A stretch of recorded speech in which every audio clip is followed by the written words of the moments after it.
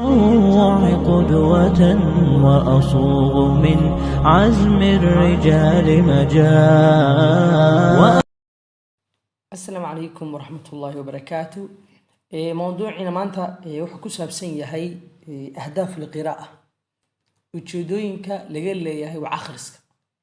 qof walba arday macallin caalim qof walba wuxuu akhriyaa maxay yihiin marka ujeedooyinka ka dambeeya wax akhriskaas. qofku muxuu wax u akhriyaa, maxaa qofka ku kalifa inuu wax akhriyo, muxuuna ka dhaxlayaa markuu wax akhriyo. ujeedka guud waxa weeye qofkan uu ka leeyahay markuu wax akhrinayo. marka hore waxa weeye inuu qofkan macluumaad ay u soo kordhaan Soomaan. ujeedka koowaad macluumaad inay u soo kordhaan. laakiin waxa jira sidoo kale waxyaalo uu qofkan uu ka dhaxlayo markuu cilmi uu akhriyo. marka arinta ugu horeysa waxa weeye qiraa'adu waxay keentaa ziyaadada thaqaafa shakhsi, ziyaadada thaqaafatu shakhsi wa ma'rifati. qofkan inay siyaado thaqaafadiisa shakhsiyeed, aqoontiisa, macrifadiisa, wax walba ay siyaado ay qofkan ka kalmaysaa marka hore qiraa'adu.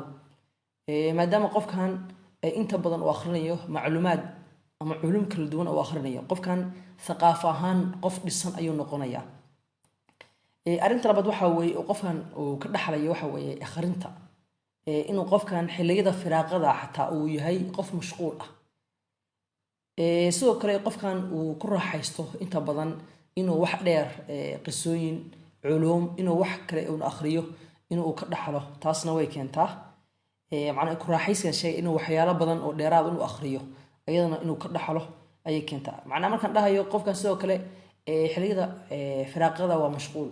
inta badan dadka quraa'da waxa weeye lagu yaqaan waxa weeye ayagu firaaqa ma yeeshaan, maadaama xilliyada ay nasashada leeyihiin ama ay firaaqada leeyihiin waxay sameeyeen horey waxay u qaataan buugaagtooda si aysan u matana waqtigaas aysan meel cidla u soo lumin. marka waxay sameeyaan buugaag ay ugu talagaleen xilliga firaaqada ay leeyihiin ama shaqada ay ka nasanayaan ama iskuulada ay xiran yihiin inay isu sii mashquuliyaan. taasna waxay u socodaysaa waxa weeye inay culum u kordhay, culum oo si kordhisa culumta ama buugaagta uu jecel yahay uu iibsanayaa kadib fasaxiisu ayuu gelayaa. marka xilli walba subaxii ha noqoto ama galabtii ama xilliyada hurdada ka hor oo kale inuu culumtaas akhristo inta uu fasaxa ku jiro aqoon inuu sii kororsado ayuu isku dayaa. marka qofkan akhrinta waxay ka ramaysaa inuu qofkaas noqdo qof mar walba maadaama qiraa'adu jecel yahay waqtigiisa firaaqada ka faa'iideysta ayay keenaysaa. sidoo kale qiraa'ada qodobka saddexaad waxay noqonaysaa in ay tahay asaasu tacliim wa tathqiif baa lagu sheegaa. in ay tahay waxyaalo asaas ku ah waxbarashada, sidoo kale thaqaafada iyo dhammaan wax walba oo ku saabsan cilmi ku saabsan waxa asaas u ah qiraa'ada marka hore.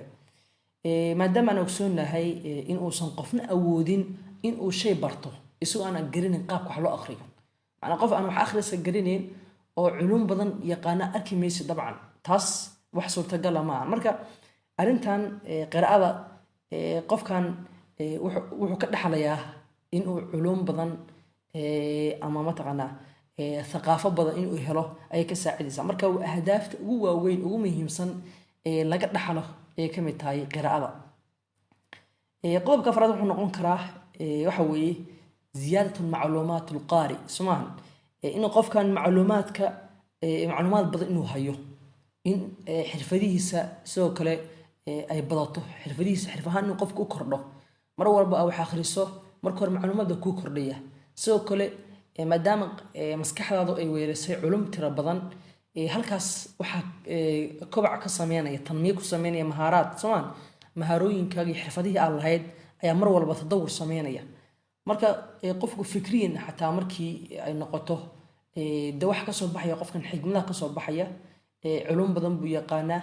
saa darteed qofkan waxay keenaysaa in xataa fikriyan ay mataqaana uu dhismo ayuu qofkan keenaya. qofkan qof shakhsiyan u dhismaya. sidaas waxay ka mid tahay arrimaha laga dhaxlo qiraa'ada. qodobka shanaad wuxuu noqonayaa qofkan wax akhriska jecel marka hore isaga naftiisa kaliya ma anfacayo. wuxuu anfacayaa waa bulshadii ayuu anfacayaa, asxaabtiisa ayuu anfacayaa, wuxuu anfacayaa ehelkiis, wuxuu anfacayaa mataqaanaa dadka kale u dhow, cid walba ayuu anfacayaa. Marka qofka waxaa lagu sheegaa qofka anfacaya bulshada waxtar u leh ayuu noqonayaa. sidoo kale waxyaalaha uu ka saacido waxaa ka mid ah tafaahum al-ashkhaas maca bacdin, in dadku isfahmaan, in dadku isdhexgalaan ayay ka anfacaysaa. marka maadaama qofkan aan niri thaqaafada iyo waxyaalo badan ayuu yaqaanaa, marka inta badan dadka wax qiraa'ada ah ama dadka wax akhriya inta badan waxa weeye dad maskaxaan hormarsan wey, xataa haddii ku dhaqan yihiin ama joogaan magaalooyin iska yar tuulooyin ha joogaan, laakiin qofkan maadaama culum badan uu hayo, dad kale waxa u malaynaysaa dad ka hormarsan ayaa u malaynaysaa culumta uu hayo. marka waxyaalahaas waxay ka mid yihiin waxyaalaha laga dhaxlo qiraa'ada. marka qof walba waxaan kula talin lahaa inuu wax akhriska ku dadaalo. dee diintana waa naafartayoo ayadihii qur-aanka ugu horreeyey ee soo degtay dee waxay ka bilowdeen waan garanaysaan, wax akhriska ka bilowda. marka waxyaala ilaahay nagu baraarujiyeyna way ka mid tahay. marka inaan qiraa'ada badino waxay keenaysaa in culum ahaan u kororno, in aan shakhsiyan ama qof ahaan aan u dhisanno. sidoo kale qof markuu wax akhriyo ama wax yaqaano, de qofkaas wuxuu noqonayaa qof bulshada waxtar u leh, qof khasaara ma noqonayo. marka si ay bulshadan u noqoto qaaliban ay u noqoto dad waxtar leh, waa in marka hore aan ku dadaalnaa in ay wax akhriyaan.